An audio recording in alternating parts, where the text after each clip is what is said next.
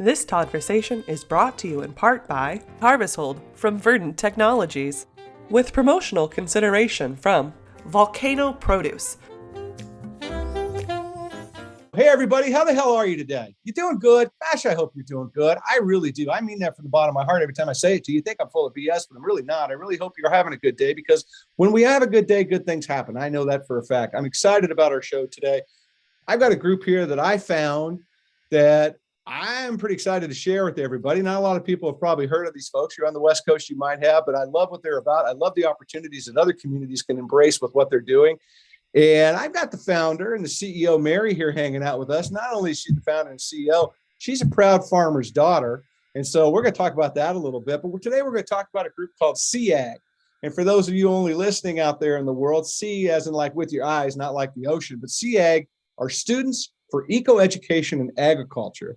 And they are truly opening up children's eyes to ag in a very unique way, one of which I think we obviously need to talk about, and one I certainly want to uplift, because there's nothing more important in this world right now, in my opinion, to serve around where you are. And because there's needs all around us in our own communities, we need to recognize, and Mary and her team have done that, and they've done some incredible lifting. So I'm super excited to have her here. So please, everybody, once again, please welcome the founder and the CEO, my friend, Mary's here from SEEAG. Welcome. Thank you. Thank you for having me, Todd. It's a pleasure. It's truly an honor to have you. I can't wait to talk about what you all are doing, because, like I was saying, we need to be able to pass this rock back downstream to the next generation in a lot better shape than we've received it, in a lot better shape than we're probably going to pass it down to them. We got a lot of work to do. And I believe that what you all are doing at SEEAG is a part of that solution to that overall problem that we have. And food is such an important part of changing our planet, changing our health, changing our economies. There's so many things connected to it. And you're driving value into the food system for these kids and valuing food. And I think that is something that's so underrated. But I just don't think we do enough thinking about how we value our food system. And you all have. So I'm excited to have you dive into it today. Before we get rolling, like I do with all my guests, would you mind just kind of give everybody a little bit of your own bio and journey? I'd read it, but it's just so campy when I do it. It's just so much better from your heart than mine. So if you wouldn't mind, just share with everybody a little bit.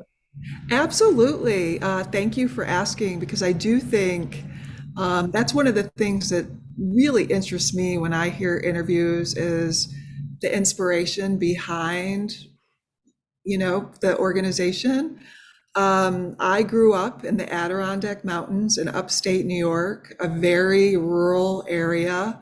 I am the daughter of a multi-generational dairy farming family, Irish dairy farmers. Wow. Yes, my great-grandfather came from Ireland, one of those stories with $23 in his pocket.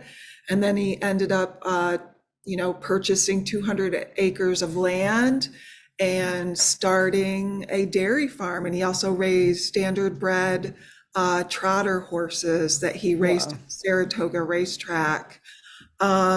But my story also took a turn. The dairy, and this is why this is so important for me to get kids involved in agriculture, is that farm no longer exists. Our family farm no longer exists. And my father ended up becoming a dairy farm worker.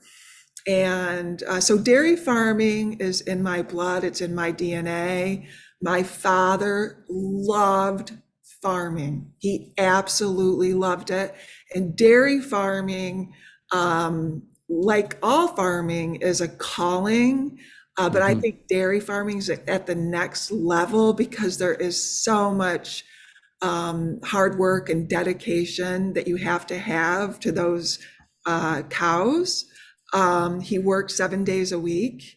And, when I was growing up, I did not know how important agriculture was going to become to me. Mm-hmm. And, like many 18-year-olds, I left the farm, got involved in other industries. But when I came to Ventura County over 20 years ago, I moved here in 1999. I saw all the farming around me, and I was invited to watch a field trip at Faulkner Farm in Santa Paula, which is part of the University of California, UC Davis Extension. And they were providing third grade students with a field trip teaching them about local agriculture. And Todd, that moment, when I saw that these kids did not know what the word agriculture meant, Mm-hmm. they did not know about pollination, they did not know about the crops that grow in their own backyard. That was my moment of reckoning. And when I said to myself, I'm going to do this, I can't explain it any other than that. And that was 15 years ago. 15 years ago. And Wow. since then, SEEAG has educated over 100,000 students about local agriculture. I love it. It's so powerful. I'm so excited to talk about this. And I want to get everybody a little bit up to speed, and we'll just do a quickie on it. And then I want to dive into a couple more questions kind of about your background a little bit, because I love talking to farmers' daughters and farmers' family and generational family, because it's just, there's something about that. And to your point, and I can't go out without saying, dairy farmers are all badass. I don't care. Right. Because people say, oh, you're a farmer, right? But dairy cows have to be dealt with every day, twice a day. They don't stop on Saturdays. They don't take Christmas off. It doesn't matter if it's raining, snowing, sleeting, hailing, fire, brimstone, whatever it is. You still got to take care of your animals. It's a big job. It is a big job. It's so much dedication. And like I said, it's a calling. And my father, what did he do on the Sundays? He had, between the morning milking and the evening milking, that was his only time that he took off. And what would he do? I'm the youngest of 5 children. He would say, Mary, come on, let's go. And he would go and visit his friends at other dairy farms. That's what he would do. Yeah. Gotta love it. I mean, but agriculture gets in your blood. You're feeling it now. I mean, it's in yours, and you see it, and you see what you're doing to these young kids. So let's get into it a little bit before I dive into kind of a little bit of your past and your history. But I think it'd be important to get everybody a little bit of a 411 if we can. What exactly is SEEAG? And then I'll drill down after we talk a little bit. I'll get into a little more of the details of what you all are doing. But if you wouldn't mind just sharing, just give everybody a quick little kind of idea of what you all are doing. Okay, well, SEEAG, like you said, stands for Students for Ecoeducation and Agriculture. And I started the program in 2008, turned the program into a 501c3 in 2013. And our mission is to educate students in the greater community about the farm origins of our food and agriculture's contribution to our nutritional well-being. I think that that's the other part of this is you were listing all the things of the reasons why we need to appreciate agriculture, but we depend on it for our survival. And a lot of times when I give talks, one of the things I'll say to the crowd is, tell me what's more important than feeding your family. And to this day, I don't have anyone that can give me a better answer. And so that being said, that's why I think our program is so popular. We are teaching students, the next generation, what that word means. What is agriculture? You would not believe the things that they say. Oh, yeah. And when we ask them about what are the top crops growing in your backyard, because this is a very interactive program, it's a lot of student engagement. They'll say bananas are the top crop. They'll say corn a lot of the time. So we educate them and give them a real foundation of what agriculture is, what are the top crops, plants are at the beginning of the food chain, and we take them on a journey of food from soil and seed to their table and all the steps in between. And then we don't stop there. Then we tell them, okay, what are the nutritional values of these crops? Like why are strawberries good for you? Why are avocados good for you? So it's a really comprehensive program. And we're up to, my first year, way back in the day, I was like, okay, I want to see 500 students, and this year we'll probably see close to 7,500 students. That's amazing. I mean, it's just, you touched on it, and it's something I'm going to continue to talk about a lot over the next year, which is really understanding the value of food. And we really don't. I asked the same question: how do you value your food? And it's a very hard question for people to answer because they've never been asked it before. Food in this country is just something you just kind of assume is always going to be there. And I challenge people when I think about the value of food, and to your point about where food comes from, what does it mean? How is it? How are we connected to it? I challenge people all the time. Walk into your kitchen right now, open up every cupboard and ask yourself, how many days of food do I have in here to survive on? It's a really scary question to ask yourself because most people are like, well, not that many. Certainly not weeks worth, right? In a lot of cases. And so it really kind of puts into perspective what you're sharing when you think about it from the angle of the value of food, which is what you guys are doing, which I know has to be a big part of your past. Right? Because you were born and raised to value food. You were born and raised, every one of those animals, whether you named them or not, had great value into the American food supply. One cow has a great value in the American food supply. People, I look at it from that angle. Every cow combined has a ton, obviously, but each one has value. So I want to talk about it a little bit from your past because I think it's so important how it lays out that path for you forward. I want to talk a little bit how your past is kind of dictated your future. So tell me a little bit about what your dad and your family taught you specifically about the value of food. Thanks for joining the Todd-versation. And now, a word from our sponsor. Hi, this is Gordon Robertson, CEO of Verdant Technologies. Thank you for listening to Todd-versations. Our innovative post-harvest solution, Harvest Hold Fresh, is a game changer in delivering longer-lasting produce from crop to cart. Our patent technology slows the clock, extending the shelf life of fruits and vegetables, helping to preserve them at their peak.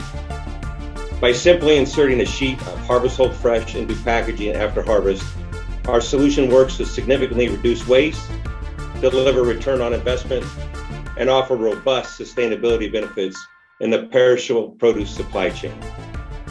That's a winning proposition for the grower, the shipper, the retailer, the consumer, and our planet. Contact us today and let us help you change your fresh future with this one-sheet wonder. Harvest Hold Fresh from Verdant Technologies.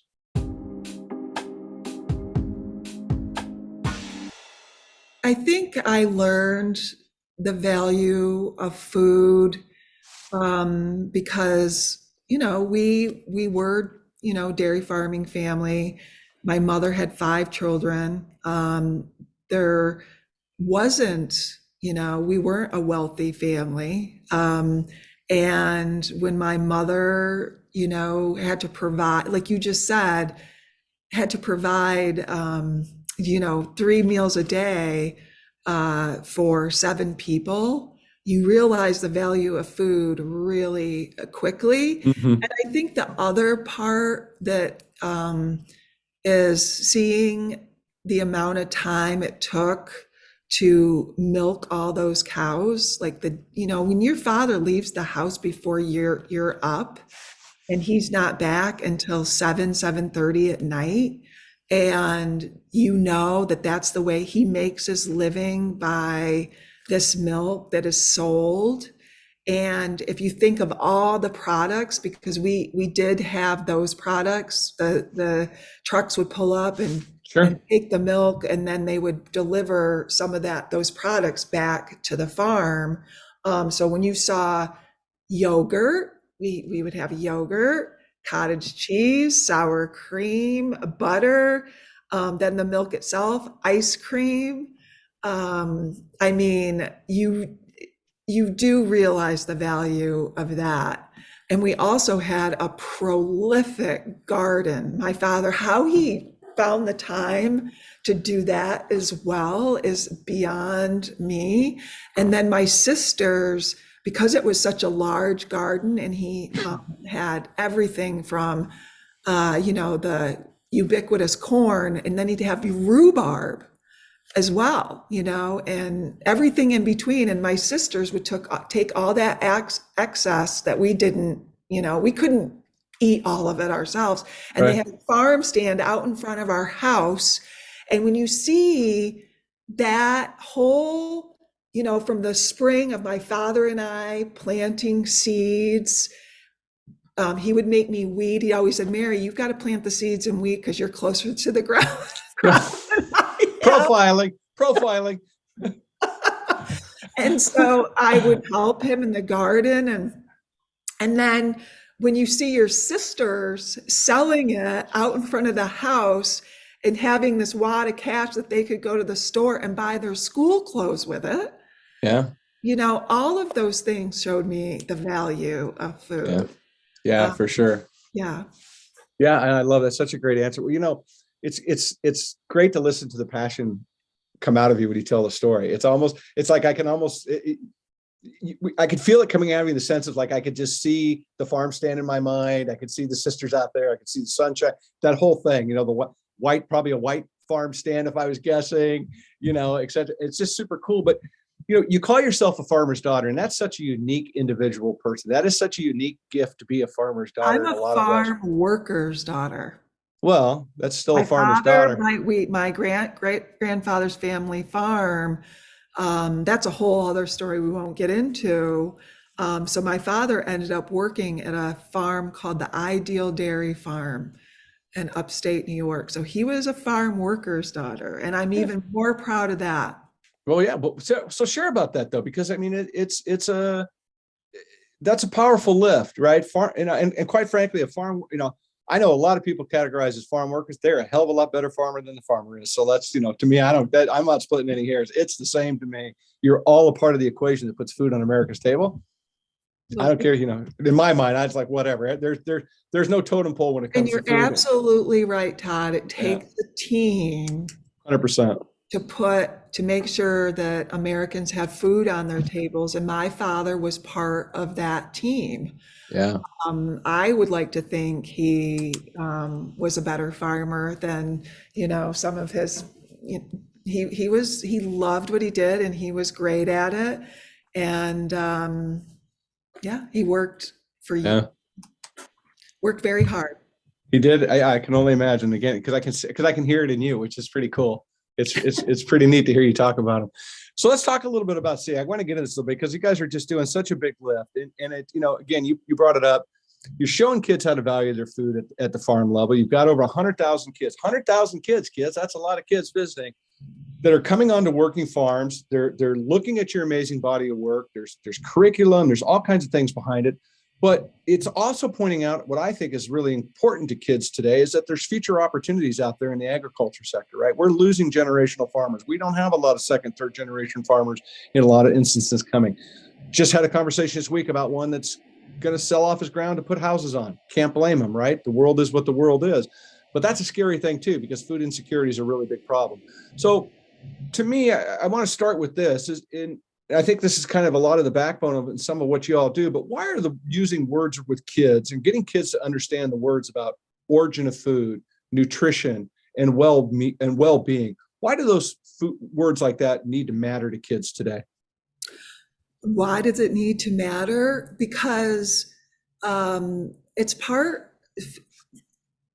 for me, and we kind of touched on it a little bit, I think our farms are so precious, family farms. Obviously, like I said, our future depends on it, our survival depends on it.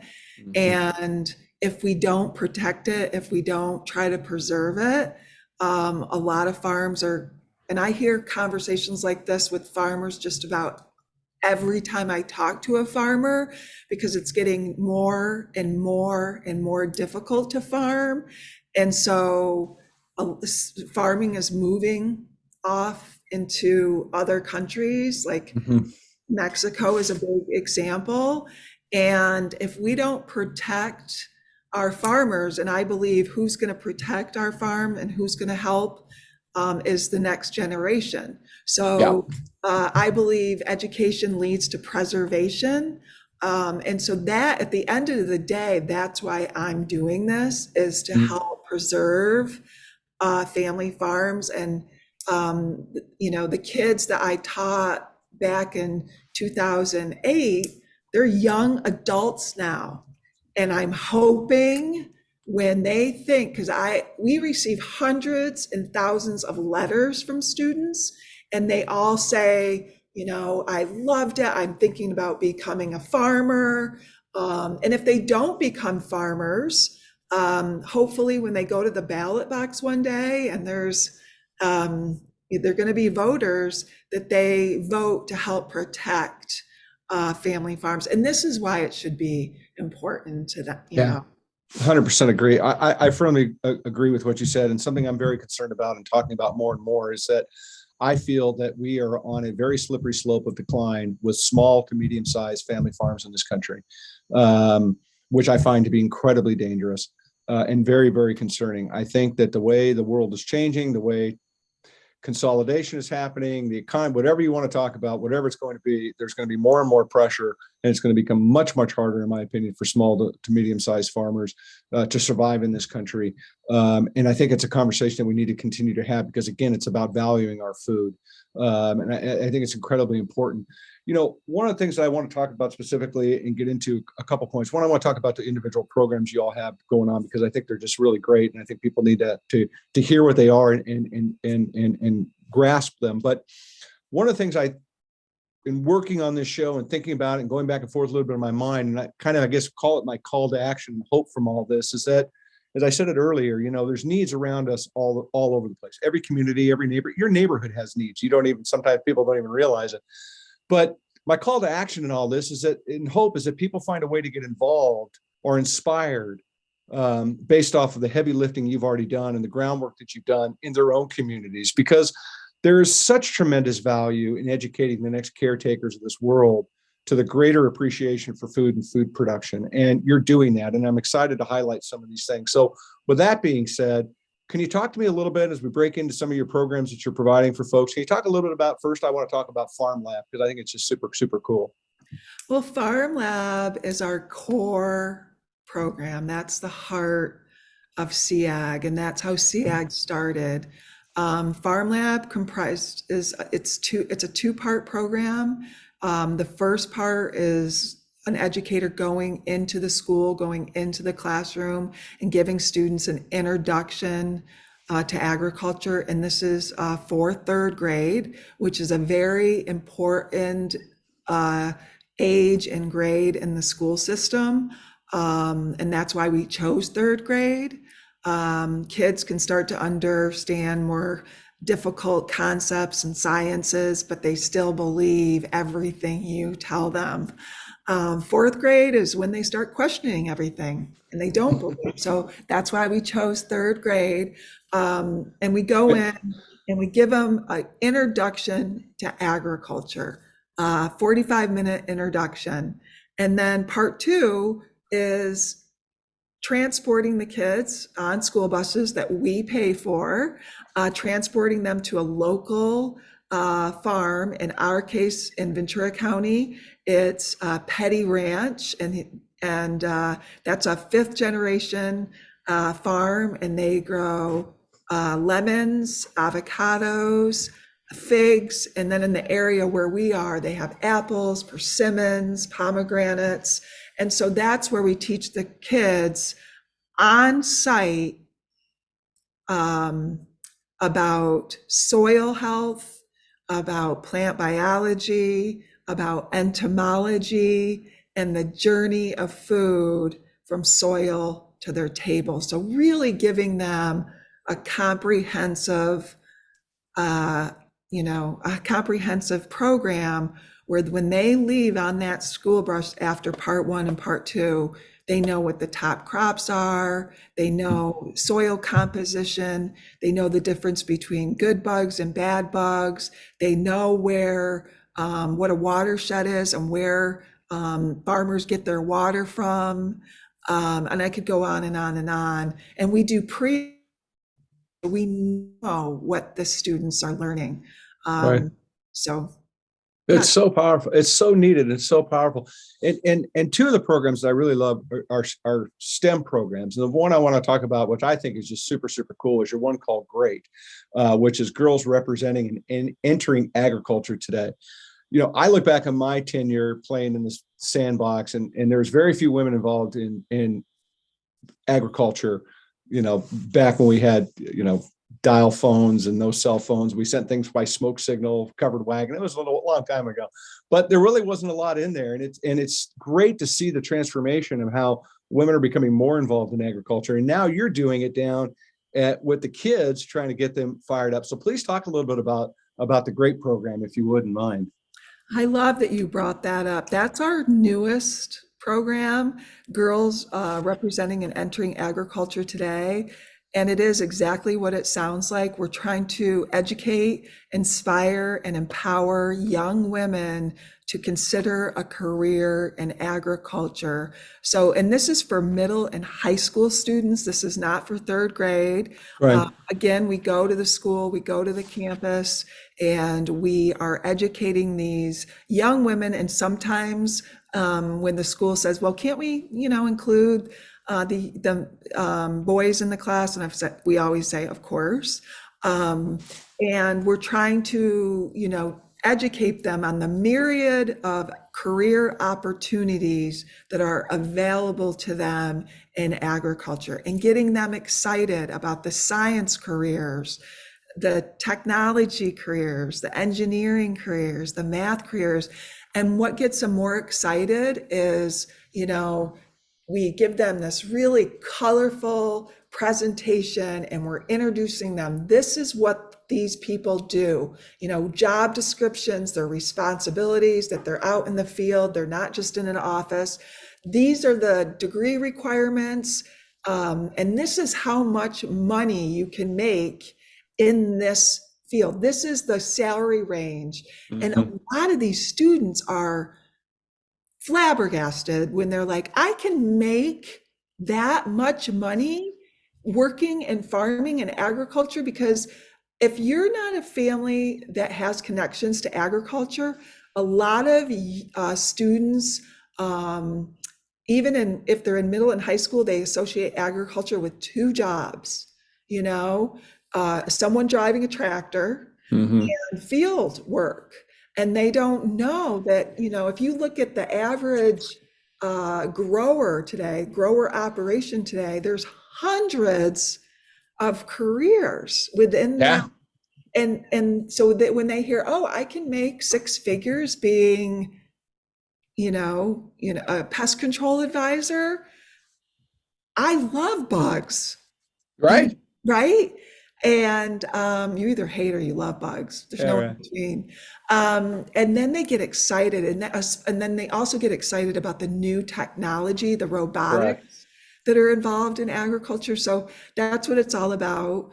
And we do that. We have a STEM career pathways in agriculture. Yeah, talk about that. They're very similar, those two programs. One is to encourage young women to enter the industry, and then the STEM career pathways. It's giving them a roadmap, basically, of how they can transition from, high school, college, and then get a career in ag. So we give them that pathway. We explain that pathway, and give them the tools that they need, including scholarships that are available in the area. I love it. Well, look, STEM and agriculture are going together, like peas and carrots. I had a little produce joke there, but technology is changing so rapidly, and information is becoming so readily available, whether it's AI, all these different things, to your point about robots and drones and all this other stuff. Farming on your phone is not unrealistic any longer, right? I mean, it's a part of the equation. So the technological side of this, which totally fits into this younger generation that's, on a phone, Xbox, all these other things, it's almost in some ways now, from a technology standpoint, playing a video game when it comes to agriculture in a lot of ways. And so it's exciting that you're touching those kids so young that they can to your point, they recognize, like, that's really a job. Like, that's good. That's exciting. Like, I could go do that. We're building greenhouse, whatever the case may be. It's really pretty darn cool. And it's exciting to see that it's out there. And I don't know a whole lot of folks, truthfully, that are really leaning hard into STEM with agriculture attached to it, right? I mean, it's great to see. And I'm sure it's got to be opening up a lot of eyes, especially for the girls. I would think they've got to be like, wow, this is pretty cool opportunity. Well, yes, exactly. And when if you can give them, seeing is believing, right? Yeah. When you can see a woman up in our presentation, and she's the director of food safety at a organization, and you're saying, okay, she's got a degree in food safety. This is what her job description is, this is her salary, and it's pretty inspiring, because then they can see themselves, these young women can see themselves in that position, because there is a woman in that position, and it encourages them to consider that career. If you look at lawyers, they have children, and the children end up becoming lawyers, doctors, teachers. I mean, it's a pattern. But because farmers, only 1% of the population farms, there's not a lot of children of farmers, farm workers, or in agriculture. So when you can give them 20 examples of a career path that they could take, oh my gosh. And we have it, I know we have affected students in this STEM career pathways, because some of them apply to SEEAG. I remember they have applied to us. Isn't that incredible? That's awesome. That is so cool. But that is super, super cool. But the thing is, it's what we touched on. We have got to basically go recruit the next generation of farmers, which is what you all are doing. I mean, call it what you want, but it's the fact of the matter is these kids need these opportunities you're presenting in front of them, so they can sit there and say, this is a career path. Because, you may not necessarily get them at career day when they're a junior or senior in high school, right? It may not necessarily register in a lot of ways, but when you start working at that age that you're working with, and the way your programs are working and providing some of these, I think, just really essential tools to empower them to make choices, right? Which I think is something we don't do enough of with our youth. We don't empower them to make good choices. They get empowered to turn on the video game. I get that, but deciding what food to eat, being a part of a food career, this and that, that's a lot of empowerment there. So I think it's great what you all are laying out there for them. I think it's wonderful. Oh, thank you. And I've had conversations with growers that have job openings, and they have to hire outside of the area. Yeah. Because the students are not applying for these jobs, or the graduates of the colleges are not applying. And so there are so many career opportunities to the local students in their own backyard in agriculture. They don't have to move to another state. They don't have to go to a big city. These are great jobs, high-paying jobs that are available to them in their own backyard. Yeah, it's awesome. It's so cool. Well, and the other one, I don't want to be remiss on this one, and I want to make sure we touch on it, is the Child Wellness Initiative. Can you touch on that a little bit? Because that's just super cool too. I mean, it's all super cool. I can't rank them in cool. Like, there's not a cool ranking for you all. The whole thing. I agree with you. They're all cool. It's all straightforward, cool. And thank you for reminding me of this, Todd. This is so nice for me to be able to talk about it. So, like I said, Farm Lab is the core and heart of our program. That's how we started. But when you talk about the journey of food, you can't just stop at the table. We talk about farm to table, right? You also have to take it even one step further and talk about the consumption and the nutrition of food. And so that's what we did. I said, not only should we talk about the journey of a lemon and talk about all the things you can do with lemons, let's talk about the nutritional value of lemons and what that does for the body. So we made this really fun curriculum, again, for third grade. And we said, okay, there's 5 different colors of fruits and vegetables. There's red, blue, green, yellow, and orange. And what are each of those colors and body parts good for? So we call it the rainbow of food. So red is good for your heart, blue is good for your brain, green is good for your bones, orange is good for your eyes, and yellow is good for your skin. And so we're trying to make nutrition education fun. Right. And we applied for a grant from the California Department of Food and Agriculture. If any of them are listening, thank you so much for your support. And that was the largest, at that time, one of the largest grants, federal grants we had ever received. Wow. It allowed us to see 12,000 students in 2.5 years we reached. Wow. I mean, it's so powerful. And, you know, it only takes one student to make a difference, right? And the fact that you got 12,000 in front of a program like that just gives you that better odds to make a difference. You know, you touched a little bit about the kids' excitement. There's no two ways, but I'd be remiss not to ask you a little bit about some of the teacher feedback that you're receiving, right? About the experiences, the opportunities that SEEAG's doing. Can you share a little bit about what they're saying? Yes, this is very apropos because the local newspaper here came out and wanted to see one of our field trips, and we ended up on the cover of the local newspaper, and the whole story was about this school and this teacher, Michael Post, who has been coming out on our field trips for, I think he said 6 years, and he was so appreciative and the accolades that he gave the program, and said that they come out every year to Farm Lab. And yeah, he just kept going on, and because they don't teach about agriculture in the classroom. That's why our program is so successful. They don't teach. I mean, they touch on it, but yeah, but it's not the same. It's not the same. So if they can come out to and have a reality-based experience on a farm. So yes, I have letters. We do post program surveys with the teachers, and I don't think we ever get a teacher who doesn't leave thrilled. Yeah.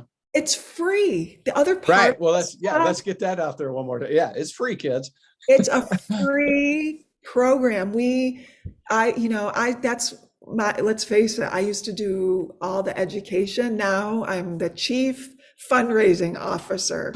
So that's my job now. And it's such a pleasure to be able to tell these schools that it's cost free. Yeah, no doubt. Well, there's no two ways about that. And that's what I think is really cool. Are the teachers, have you heard from the teachers that, because of this experience, there's been a change with the kids, and I asked this question, as far as like grades and just their thought process, or maybe even more engaged in science, just in the classroom on, making a volcano, whatever it is they might be doing. And the reason I ask that question is that, one of the other things that we do here in our platform is we talk about school nutrition. And I'm a big believer that, we can do a lot to help our planet, our health, our country by investing more energy in feeding kids better at school, right? Because it's such a big part of their lives. Some kids, some of the only meals, the quality meals they get Monday through Friday, and they don't get much on the weekends type of a thing. So it's to me, I find that to be, really an important topic. But one of the things that comes out of it is that these kids are asking their parents to do something different at home. Can you go, I want to make spring rolls. And I've got parents calling the school like, where do you buy this stuff? I don't even know what it is. Are you seeing anything like that in some of those ways about teachers are seeing some kind of improvements? Well, the improvements that we see is so the whole, mission of the wellness program is to increase the consumption of fresh fruits and vegetables. And so it's just amazing to me that the number one crop in, both Santa Barbara County and Ventura County are berries, and some students have never tried berries. Yeah, it's a trip. So we are always trying to get the kids to taste new things. 100%. And when we do the post survey and we ask them, you tasted avocados. We had a focus group once, and we asked the kids about what fresh fruits and vegetables they liked and which ones they don't like. And a lot of kids say they didn't like avocados, but they love guacamole. Right. Go figure. So we add a little salt to your avocado, you might like it. And when we get those post-survey results back and they say, yes, I'm going to eat avocados now. So that's the kind of feedback. And we have to believe kids they tell the truth. Yeah, And unless they screwed up and they know it, they're pretty honest. yeah. And the other research findings is that when students, teachers, adults visit a farm that grows broccoli, it's really interesting. They're more inclined to eat broccoli after. You go Yeah, to an avocado farm and learn about avocados, you're more inclined to eat avocado. And we could go through every crop. yeah. So all of a sudden there's this visceral connection to that particular fruit or vegetable once you see how it's grown, especially if you're given the opportunity to pick it with your own hand. Thanks for joining the Todd-versation. And now, a word from our sponsor. Hi, this is Gordon Robertson, CEO of Verdant Technologies. Thank you for listening to Todd-versations. Our innovative post-harvest solution, Harvest Hold Fresh, is a game changer in delivering longer lasting produce from crop to cart. Our patent technology slows the clock, extending the shelf life of fruits and vegetables, helping to preserve them at their peak. By simply inserting a sheet of Harvest Hold Fresh into packaging after harvest, our solution works to significantly reduce waste, deliver return on investment, and offer robust sustainability benefits in the perishable produce supply chain. That's a winning proposition for the grower, the shipper, the retailer, the consumer, and our planet. Contact us today and let us help you change your fresh future with this one-sheet wonder. Harvest Hold Fresh from Verdant Technologies.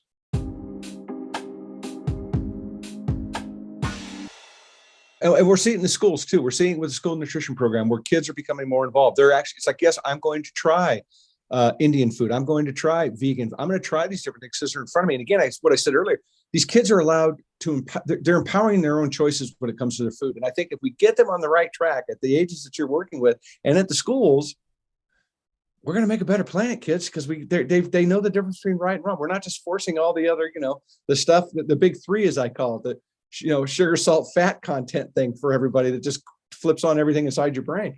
It's incredibly powerful. I'm sure the parents have got to be pretty stoked with what's coming out. Have you hear back from them at all? Well, we hear from them. So we have one more program I'd like to talk to you about is our Farm Day. Yep. So in interacting with all of these students, their parents would come on the field trips as chaperones. And when we were giving the students facts about agriculture, the amounts, the number of farm workers, just all this information about local agriculture, the parents would walk up to me and say, "Was that true? Are you serious? And do farm workers get paid?" The questions that these parents would ask. Right. So I approached 10 different growers.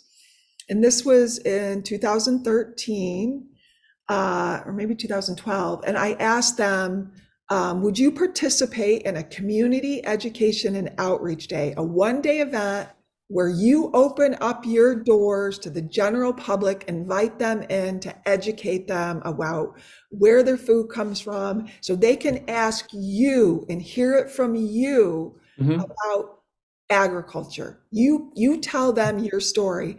And all 10 growers said yes. And so when we hold those events twice a year, and now, we're in our 11th year in Ventura County, we hold those events, one in September, one in November. And a lot of the schools, the parents come and say, "You taught my daughter, in her school. Thank you so much. She came home and she told me we were going to have to start a garden," or, now she's got me making smoothies because we do smoothie, so yes, right. The parents, I've had grandparents send us letter, "You changed my grandchild's life. She's eating better. She wanted to garden." And that's the best part of my job, is reading those letters. It has to be. Well, look, you're not lacking for inspiration. That's for sure. You're getting fed every day because you're doing what we need to be doing on this planet in a much bigger way. And you and I chatted about this a little bit, and I want to go back around on this because There's a lot of ways that people can engage with SEEAG on your website. There's teaching and learning materials. There's resources that are available to anyone. And, it's free of charge, kids. Let's remind everything. All of it's free of charge. And it's designed to make a huge difference in the world. There's no two ways about it. But, you and I were chatting about, why can't there be a SEEAG in Iowa? Why can't there be a SEEAG in Alabama? Why can't there be a SEEAG in Chicago? Anywhere that there's agricultural out there. And, one of the things that I shared, we were talking about is your openness to talk to people about doing what you're doing or being a part of or presenting ideas or doing Zoom calls or whatever the case may be. So rather than me babble what I'm babbling, I'd just like for you to touch on that a little bit and make that call to action to the world out there that says, I've done it. I've done the heavy lifting. Let me help you do some lifting in your neighborhood, and let's keep changing this planet. Yeah, there's two ways we can go about this. They can either contact us, and we would be very happy to share our lesson plans, our curriculum. We can give them a roadmap map of how, we started. Or if there's any teachers listening or friends of teachers, they could sign up for our virtual presentations because, of course, I hate to bring up a bad subject, but in 2020, we converted all of our in-person programs to virtual so we could still reach the students. That was also very, very successful. Valuable. And valuable. So if there is a school in Maine in January and they're not going to any farm field trips at that time and they want to have a field trip type of experience, we can certainly do a live presentation to them from our farm lab location. So if there's any teachers out there that are listening to this, please contact us at seeag.org, and we would be happy to share information or give your students a virtual presentation. How do you not love doing good by being good and doing good things and spreading love around the world? I mean, what part of what you just said can't people embrace and jump to? I hope we crash your server, girl. That's what I hope. I hope you call me up and say, you asshole, why'd you tell me? But it's so I hope I do that too. I do too. Believe me, I'll take that phone call. I'll buy a new server. I'll figure it out. Whatever. Let's go. We need to do it, right? We want to crash your server because we've got to make this thing happen. I want my audience and the people out there to be mindful of how important this is. And you're telling people not only how important it is, not only the work that you're doing, the curriculum you're throwing out there, but you've given just such great examples of what the kids are saying, the parents are saying, the teachers are saying, the community's saying, the other farmers are saying. It's so powerful, and food has so much value. And I'm just so thrilled to be able to hang out with you and be able to highlight what you all are doing, because we need a gazillion of you out there, Mary, and a gazillion SEEAGs out there in the world, because it really is going to be a way that we can make one of the fastest, most tangible changes to our planet is by embracing our children and embracing agriculture and getting people to understand the true value of food. It really is. I mean, kudos to you and your team. It's just awesome. Mm-hmm. Thank you. Thank you. I can't wait for my team to listen to this, because it is a good reminder. Thank you, Todd, of how important our work is. Yeah, it's killer. I love it. It really. What's next for you guys? You got something exciting? Besides we're going to crash the server, we're going to get the whole United States to call you all at one time probably, and get people involved and start popping these up and get people to get agriculture moving in their own communities. What do we have on the horizon? Well, we're trying to expand Farm Day up the coast. Growers are seeing the benefits of educating the local community. I mean, let's face it, many of these growers are international. They sell all over the world. Sure. They have they know how important it is to reach their local neighbors. And so if they can educate their local neighbors in the community about their farm operations, how beneficial that is. I call Farm Day a friend raiser. It's raising friends in the agricultural community. And so growers who participate in Ventura County and now Santa Barbara County, they want us to expand and grow up the state into all the way up to Watsonville. So that's something we're, considering. We're always growing our programs, making them better.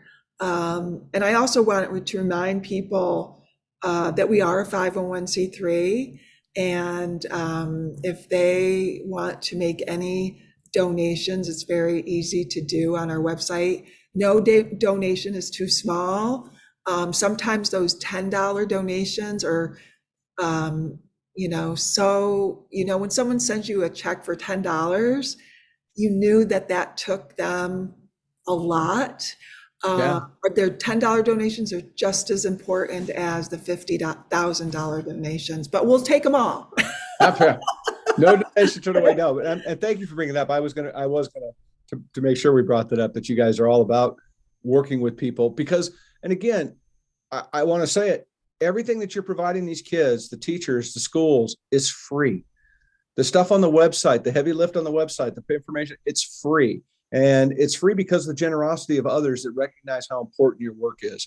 I'm just super thrilled for what you guys are doing. I really, really am. I can't say it enough of what how big of a need we have out there across this country to do exactly what you're doing in every community, every farm county, and uplift the work and drive recruiting, for lack of a better word, of farmers into the system, because food insecurity is a real word that we don't talk much about, as well as the value of food, what it truly amounts to. And food security is a big part of that, right? And so just kudos to you and the team. Thank you for being here and hanging out with me. It's just awesome. Thank you for asking us. Like I said, my days are filled with a lot of different, business activities. And so when I can take time out of my day and talk to someone like you that reminds me of how important our work is, and I can tell that you truly appreciate it really makes us feel good. So thank you. I just can't tell you enough how much I appreciate you reaching out to us and asking us to be part of your wonderful program. And thank you so much. Thank you. Totally a pleasure. It really is. Thank you again. Everybody, SEEAG.org. Go check them out. Look, the groundwork's been laid. They've done the heavy lifting. Come alongside them, throw some money, get involved, ask how you can do something in your own community. We can win the day if we work together. I talk about this all the time. We need to go out every day to inspire people. And it's not a hard thing to do to inspire somebody. Just a simple hello is a source of inspiration, because you don't know what path people are on. SEEAG is all about inspiration. They're inspiring kids to think outside the box, to look at the world in the light that perhaps they'll never get to see without this program. So it's incredibly important that we talk about valuing our food. And what Mary and her team has done is done exactly that. And they've done the heavy lift. Like I said, it's there for the taking. Go take advantage of it. Call, ask for help. Find out what you can do in your own community. Mary will talk to you. She's great. She's very kind. She's sweet. She answers her emails. She's wonderful. Trust me. Call her. Crash the damn server. Bring it on. Crash our Exactly. server. So thanks everybody for listening and hanging out with us today. Like I said, go inspire somebody. You can do it. I know you can. This show inspired me tremendously. It's going to fire up the rest of my day, and I can't wait to figure out ways that we can help SEEAG through our platform. So thanks for listening. Take care. We'll see you on social media. You know why I'm on social media, Mary? You know why I hang out on social media? For this? Well, yeah, for that. That's one of the reasons too. But I'm trying to become an adopted Kardashian. I think I can do it. I think I could be like a stepbrother. No, I have no idea. Thanks for listening, everybody. Much love to you. Take care. Thanks for all your encouragement that you give to me every day. I appreciate you. Take care. We'll chat soon.